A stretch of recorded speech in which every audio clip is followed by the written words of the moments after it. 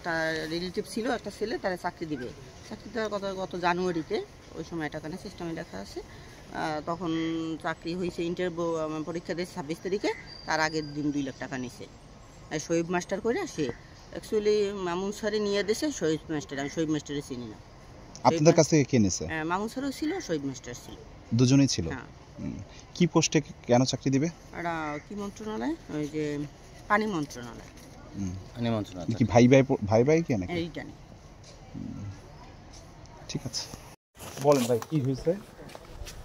Barishal polytechnic ইনস্টিটিউটের পাওয়ার ডিপার্টমেন্টের শিক্ষক মামুন হোসেন, বরিশাল পলিটেকনিক ইনস্টিটিউটের পাওয়ার ডিপার্টমেন্টের শিক্ষক মামুন হোসেন, তিনি সরকারি মন্ত্রণালয়ে চাকরি দেওয়ার নাম করে তিনি এবং তার আর এক সহকর্মী এবং তার একই এলাকার শোয়েব মাস্টার, তারা দুজনে এস্টামে ডিট করে 6 মাস আগে 2 লক্ষ টাকা নিয়েছে।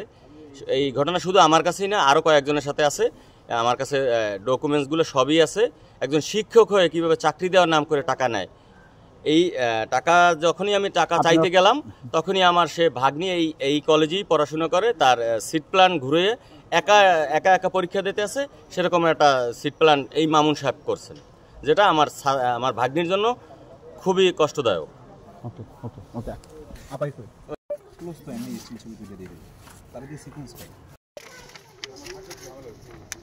ঠিক আছে।